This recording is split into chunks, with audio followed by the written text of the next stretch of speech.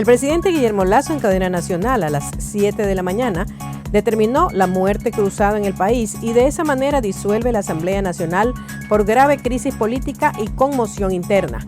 Se trata, según explicó en la transmisión, de una salida constitucional para el Ecuador, aplicar el artículo 148 de la Constitución que le otorga la facultad de disolver la Asamblea Nacional. Por tanto, solicitó al Consejo Nacional Electoral, CNE, la convocatoria inmediata a elecciones legislativas y presidenciales para el resto de los respectivos periodos. El Estado de Derecho no se ve sacrificado por la expedición del decreto de la muerte cruzada. Las instituciones siguen funcionando plenamente sin ninguna alteración.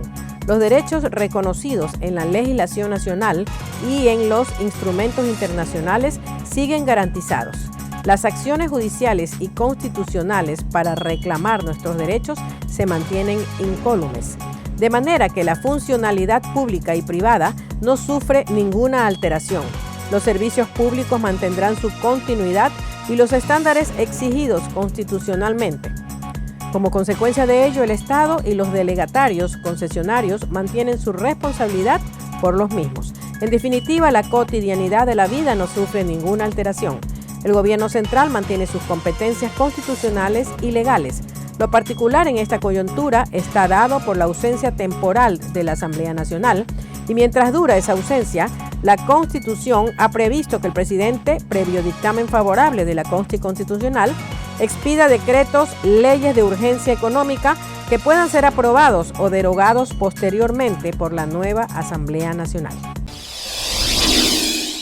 El partido cuestiona que la causal de grave crisis política y conmoción interna que alegó el mandatario no existe en estos momentos en el país. El Partido Social Cristiano anunció que presentará una demanda de inconstitucionalidad ante la Corte Constitucional para que suspenda mediante una medida cautelar el decreto de muerte cruzada que emitió el presidente Guillermo Lasso este miércoles 17 de mayo, con el que disolvió la Asamblea Nacional y se convoca a elecciones generales anticipadas. En su comunicado citan las dos resoluciones de la Corte Constitucional, una que corresponde al 9 de julio del 2019 y 10 de diciembre del 2021 y otra del 13 de mayo del 2022, en la que se establece que la conmoción interna implica la real concurrencia de acontecimientos de tal intensidad contra el ejercicio de los derechos constitucionales que deben generar una considerable alarma social. El domingo 14 de mayo, Javier Virgilio Saquicela Espinosa fue reelecto como presidente de la Asamblea Nacional para los 2 últimos años que restaban de periodo legislativo con 96 votos a favor, pero solo 3 días después de su designación quedan sin efecto, ya que él, al igual que otros 136 legisladores, fueron cesados de sus funciones con el decreto ejecutivo 741 que disolvió el legislativo y convoca a elecciones generales anticipadas. En el legislativo se estaba desarrollando un proceso de juicio político en contra del mandatario por el supuesto delito de peculado. El presidente de la Unión Nacional de Educadores, UNE, en Guayas, Hilario Beltrán, anunció que el miércoles 17 de mayo empezarán a concentrarse en el Parque Centenario para una movilización pacífica como medida de rechazo a la muerte cruzada anunciada por el presidente Guillermo Lasso. Por otra parte, Leonidas Issa y la CONAIE también convocan a una asamblea para analizar y tomar decisiones sobre la muerte cruzada decretada. En Quito se indicó, estos mismos frentes ya están organizándose para movilizarse. Esto es el inicio de las acciones. Vamos a plantear que si empiezan a afectar a sectores como educación, salud, vamos a seguir en las calles, dijo el titular de la UNE. El dirigente reiteró que la ciudadanía tiene derecho a la protesta y por ello se movilizarán. Una de las preocupaciones, citó, es que al no tener una parte legislativa, no existirá fiscalización a las decisiones gubernamentales porque será bajo decreto. El ex legislador señala que Guillermo Lasso ya no tiene excusas para no desarrollar su plan de gobierno en los meses que restan para que termine su mandato. Y en una entrevista realizada para un medio de comunicación, el ex asambleísta y presidente de la Comisión de Fiscalización, Fernando Villavicencio, confirmó que será un precandidato a la presidencia de la República. Esto después de que el presidente Lasso firmara la muerte cruzada y disuelva la Asamblea Nacional y llame a elecciones anticipadas en los próximos 7 días, mencionando que existen alianzas para las próximas elecciones que provienen de varias tendencias. A partir de hoy en el Ecuador ya no tiene poder legislativo después de la decisión del decreto de ley de muerte cruzada por parte de Guillermo Lasso. Por esta razón, el edificio de la Asamblea Nacional amaneció resguardada y dentro de sus instalaciones con un silencio de un adiós. Los militares y policías con equipo antimotines rodearon el edificio de la Asamblea, que también tiene el paso restringido a varias cuadras. Dentro del establecimiento, puntualmente en la sala del Parlamento, aparece vacío y con un aire de desempleo. Lo que hasta ayer era un espacio que buscaba ceder la palabra a sus integrantes para tratar la destitución del presidente, el día de hoy carece de trabajadores y se mantendrá al menos por 4 meses más en ese panorama. El vicepresidente de CNE emitió sus declaraciones sobre las nuevas elecciones. El CNE informó que cumplirá con lo que forma parte de la norma y que se establece. El vicepresidente del Consejo Nacional Electoral, Enrique Pita, anunció que se cumplirá con lo que establece la norma y eso implica que en 7 días tendrán que convocarse a elecciones, es decir, el 24 de mayo, segundo año del mandato, y se tomará esta decisión. Para la elaboración del calendario electoral debe considerarse plazos para el cumplimiento de procesos de democracia interna, inscripciones de candidaturas, impugnaciones, entre otros. La tarea del CNE es garantizar a la ciudadanía la transparencia de los comicios, afirmó Pita.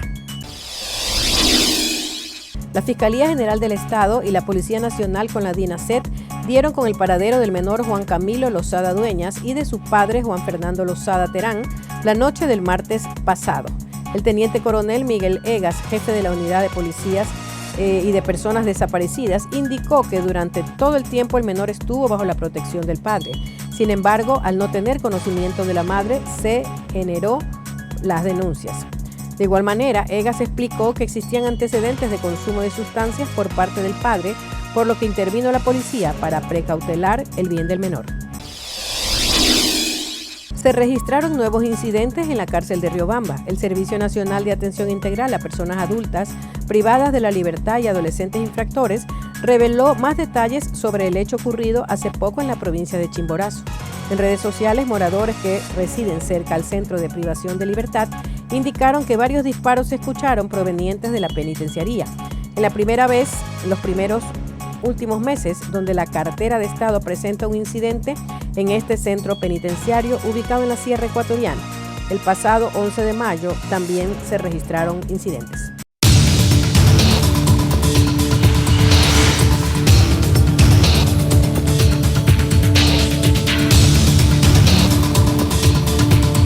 $31,4 billones asciende la deuda pública estadounidense y los demócratas y republicanos llevan meses buscando infructuosamente un acuerdo para aumentar el límite de endeudamiento y evitar al país el primer impago de su historia, algo que tendría consecuencias económicas tremendas para Estados Unidos y para la economía mundial, porque causaría inestabilidad en los mercados bursátiles y llevaría a una crisis constitucional, dijo la secretaria del Tesoro Janet Yellen en una carta enviada al Congreso este lunes. Si el Congreso no aumenta el límite de la deuda, causaría graves dificultades a las familias estadounidenses, dañaría nuestra posición de liderazgo mundial y generaría dudas sobre nuestra capacidad para defender nuestros intereses de seguridad nacional. Yellen confirmó que el impago es un escenario inevitable sin el aumento del techo de la deuda para el 1 de junio, tanto que el presidente Joe Biden evalúa una maniobra sin precedentes, utilizar una sección de la enmienda 14 de la Constitución estadounidense para aumentar el techo de manera unilateral.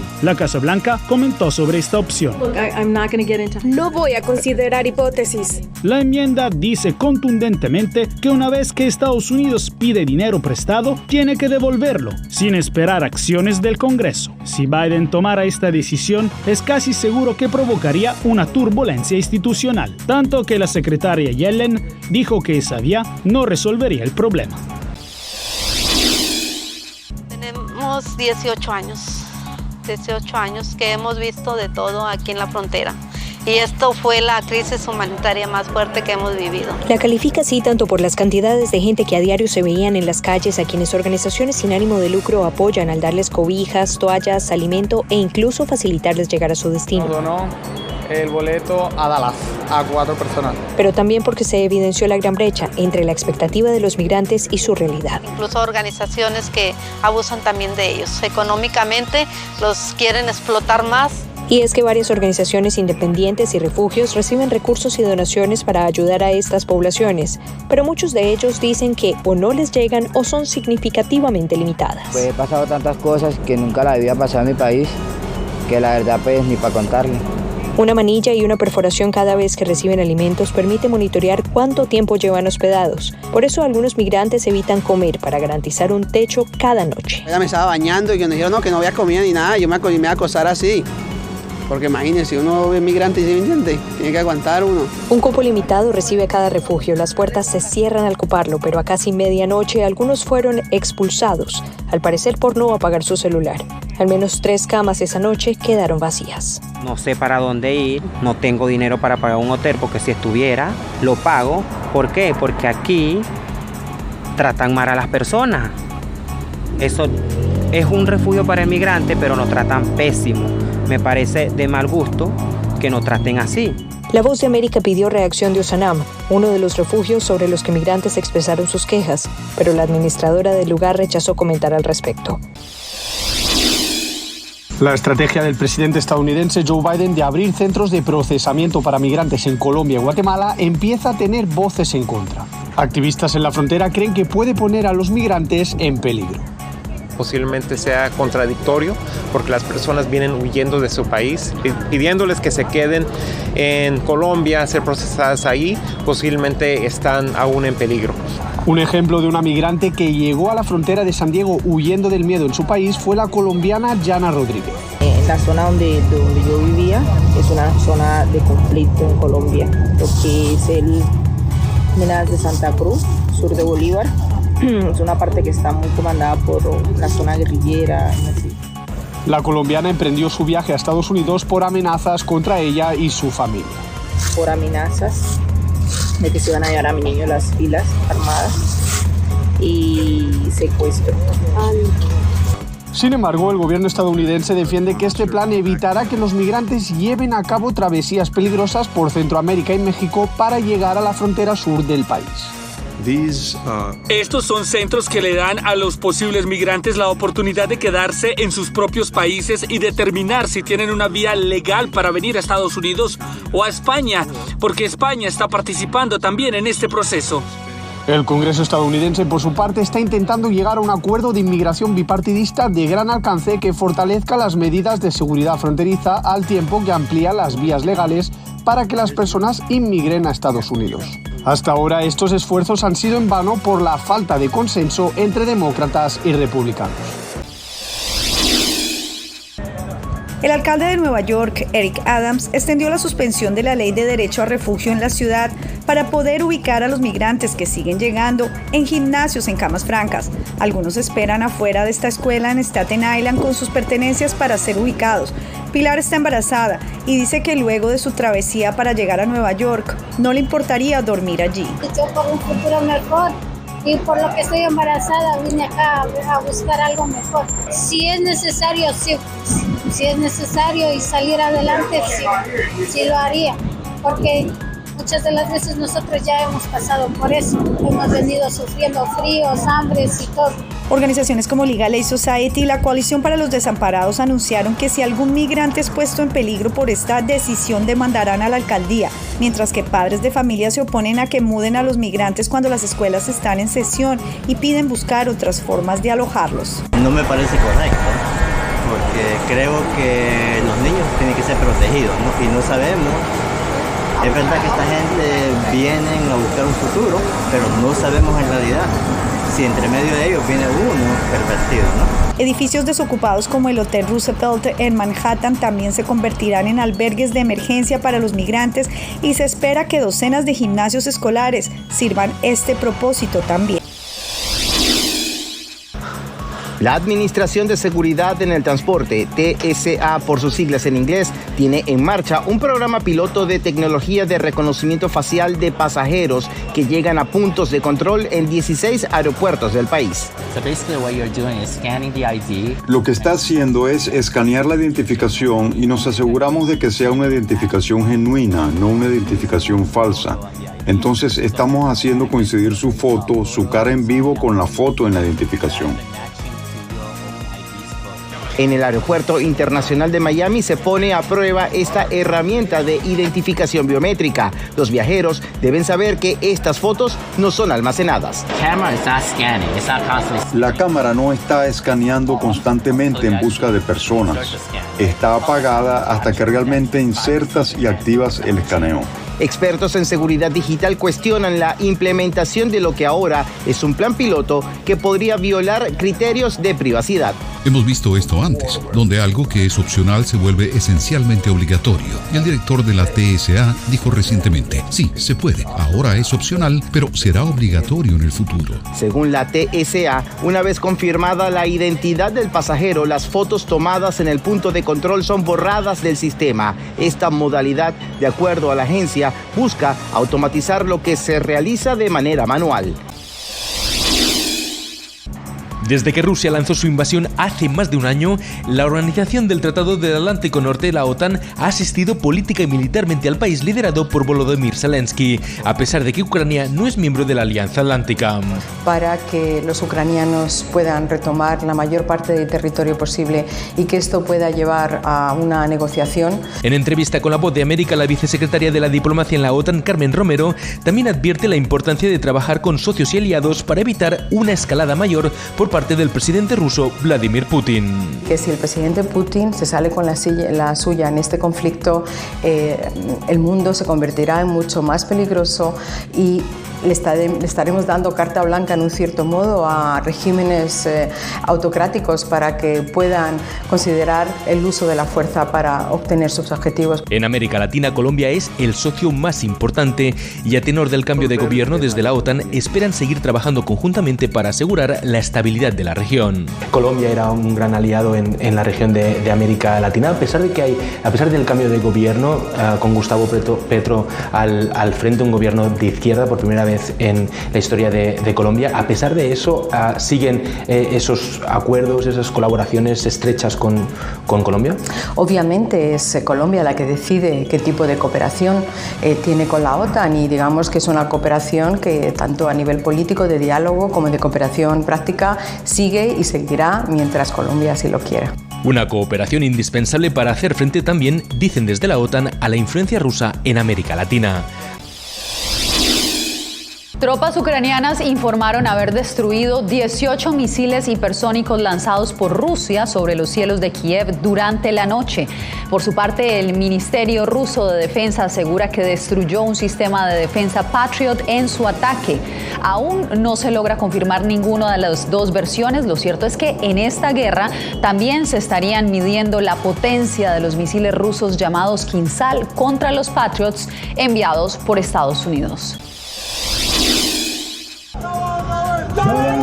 Los que se manifiestan son nicaragüenses que residen en Costa Rica. Se convocaron para celebrar la decisión del Banco Centroamericano de Integración Económica de no reelegir a Dante Mossi como presidente de esta institución.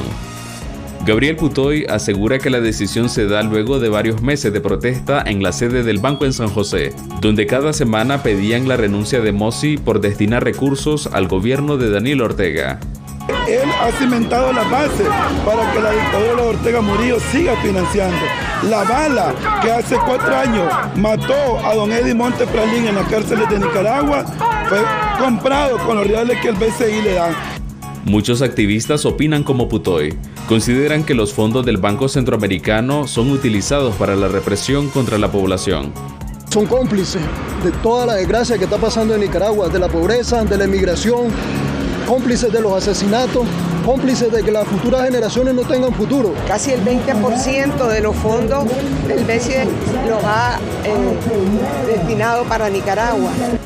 El ahora expresidente del Banco Centroamericano no se ha referido a las acusaciones de la oposición nicaragüense, pero en su momento dijo a La Voz de América que las denuncias no eran su competencia. El BCE no es una instancia de derechos humanos. Ni el gobierno nicaragüense ni el BCE se pronunciaron sobre la decisión de no ratificar a Dante Mossi. Decimos no al poder, se leyó en la última portada del diario El Periódico, que cerró su edición digital después de 6 meses de su última edición impresa y 10 meses del arresto de su director. José Rubén Zamora asegura que el juicio en su contra por lavado de dinero, tráfico de influencias y chantaje es una represalia por las investigaciones hechas al gobierno del presidente Alejandro Yamatei. De momento, el Ejecutivo no se ha manifestado al respecto. El juicio continúa esta semana con un nuevo abogado defensor de Zamora. Se ordena oficiar al Instituto de la Defensa Pública Penal para que se le nombre un abogado defensor de oficio en sustitución de los abogados. Mientras las reacciones surgen, el Club Nacional de Prensa con sede en Washington pidió que se retire el caso contra Zamora, pues asegura que representa un intento de asesinar al periodismo de investigación independiente en Guatemala. Para el analista Cristian Castillo, es lamentable. No hay condiciones en el actual estado de situación política del país como para poder hacer un periodismo independiente. Pero Castillo separa el proceso penal contra Zamora. Es importante hacer esa distinción entre el medio de comunicación y las acciones que individualmente pudo haber promovido José Rubén Zamora. El periódico fue fundado en 1996 y se caracterizó por publicar investigaciones en contra de los gobiernos de turno. Hoy sus periodistas, editores y propietarios dicen hasta siempre. De la comunidad pueden... Carolina Peña y miles de mujeres en Estados Unidos crearon Ecomadres, un enlace comunitario para la organización nacional Moms Clean Air Force, y se tomaron la tarea de abogar por la salud de la comunidad latina, especialmente las personas que viven en los sitios más afectados por la contaminación ambiental y el cambio climático. Es lugares donde hay plantas de gas, de petróleo, o están cerca de carreteras, en donde lamentablemente hay comunidades como la nuestra, que es la comunidad de color o las latinas, que están viviendo ahí. Lograr que el gobierno y el Congreso de Estados Unidos priorice allí sus inversiones es el principal objetivo, por lo que cabildean a congresistas de Washington a quienes muestran casos de afectación desde cualquier rincón del país. Es educar a las personas de que ellos pueden expresar a sus autoridades locales, federales. Es más, participamos en audiencias. Atlanta es una de las ciudades que tiene la peor contaminación del país. Todos los años en el estado del aire, nuestro informe siempre tiene una F. Hay muchas comunidades afroamericanas. Afroestadounidenses y latinos como agentes de cambio para la salud pública en Estados Unidos. Una premisa que en el caso de los hispanos también se comunica a través de la música. Una canción andina para los suramericanos que son de los Andes centrales. Una canción llanera para los que somos de los llanos colombo-venezolanos. Un merengue caribeño, o sea, es un poco honrar lo que son a través de la música, y con eso ojalá abrir corazones y abrir oídos.